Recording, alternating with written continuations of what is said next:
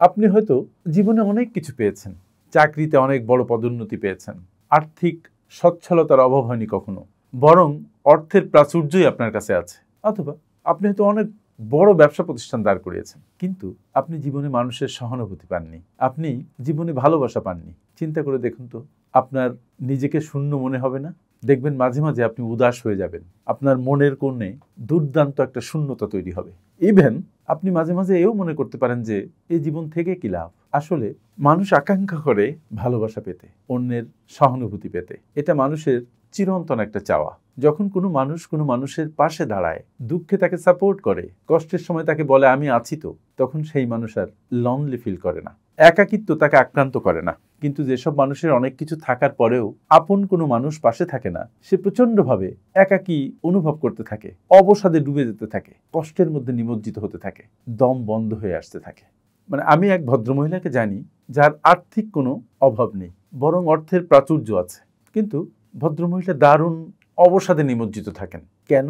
কারণ হচ্ছে ওনার কথা বলার মতো মানুষ নেই, ওনার কোনো সন্তান নেই। স্বামী যিনি আছেন তিনি এত ব্যস্ত থাকেন যে ওনাকে সময় দিতে পারেন না।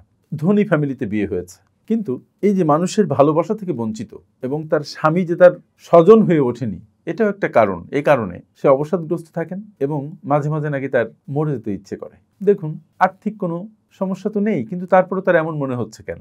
ওই যে স্বজনের অভাব। মানুষ চায় ভালোবাসতে, মানুষ চায় ভালোবাসা পেতে, মানুষ চায় অন্যের প্রতি সহানুভূতি প্রদর্শন করতে এবং নিজে সহানুভূতি পেতে, মানুষের আন্তরিকতা পেতে। যখন পায় না, তখন অন্যান্য প্রাপ্তি তার কাছে তুচ্ছ হয়ে যায়, অন্যান্য প্রাপ্তি তার কাছে বেশি মূল্যবান থাকে না। সেজন্য মানুষ তার দুর্দিনে, তার বিপদের সময়ে অন্য মানুষকে তার পাশে আকাঙ্ক্ষা করে। সে চায় যে তার আপনজন তার পাশে থাকুক, তার বন্ধুরা তার পাশে থাকুক। এখানেই একটি কথা চলে আসে যে অনেকক্ষণ মানুষকে আপনি সাহায্য করতে পারেন টাকা পয়সা দিয়ে, মানুষের দুর্দিনে আপনি পয়সা দিতে পারেন, দিয়ে তার দুর্দশা কমাতে পারেন, কিন্তু সব দুর্দশা তো পয়সা দিয়ে কমানো যায় না। আপনার কোনো বন্ধু চাকরি হারিয়েছেন, আপনি তার সেই দুর্দিনে তাকে একটা হাক করুন, তাকে একটু জড়িয়ে ধরুন, তার ঘাড়ে হাত রাখুন, মাথায় হাত রাখুন যে কি হয়েছে, আমরা তো আছি তোর সাথে। দেখবেন সে সতেজ হয়ে উঠবে, কারণ তখন সে মনে করবে যে তার বন্ধুরা তাকে ছেড়ে যায়নি, পরিবারের সদস্যরা তাকে ছেড়ে যায়নি। এবং এই যে সহানুভূতির হাত, এই যে ভালোবাসার হাত, এই হাত টাকার চাইতে অনেক গুণ বেশি শক্তিশালী। কারণ যখন এই ভদ্রলোক মনে করছেন যে তার সাথে তার আপনজনেরা আছেন, তখন তার শক্তি দ্বিগুণ হয়ে দেখা দিচ্ছে, তিনগুণ হয়ে দেখা দিচ্ছে। এবং নতুন কাজ খুঁজতে, নতুন কাজ শুরু করতে, ইভেন কোনো নতুন বিজনেস শুরু করতে তার উদ্দীপনার অভাব হয় না। আর যেসব মানুষের এই আপনজন নেই, কেউ বলে না যে আমি আছি তোমার সাথে, সেসব মানুষ অনেক কিছু থেকেও থাকে নিঃস্ব। তাই আপনি আপনার আপনজনের পাশে সমস্ত আন্তরিকতা নিয়ে দাঁড়ান।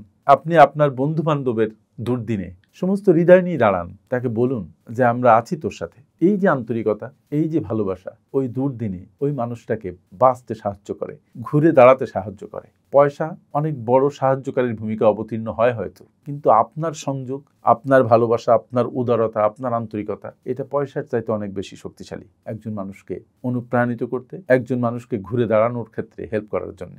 সো আপনজনের পাশে থাকুন। পয়সা দিয়ে থাকতে পারলে তো ভালো, যদি না পারেন তারপরও পাশে থাকুন। দেখবেন আপনার আপনজনেরাও আপনার পাশে থাকবে আপনার দুর্দিনে। আর এজন্য এই কথাটি বলা যে কখনো কখনো 1000 টাকার চাইতে ঘাড়ে একটা হাত রাখা অনেক অনেক বেশি গুরুত্বপূর্ণ। কারণ এই হাতের মধ্যে থাকে নির্ভরতা, এই হাতের মধ্যে থাকে ভালোবাসা, এই হাতের মধ্যে থাকে অনুপ্রেরণার বীজ। আমার সাথে এতক্ষণ থাকার জন্য অনেক অনেক ধন্যবাদ। আপনারা যারা বিশ্বমানের project profile, company profile, project feasibility, market survey, business and marketing plan এবং ওয়েবসাইট তৈরি করতে চান, তারা আজই যোগাযোগ করুন আমাদের সাথে।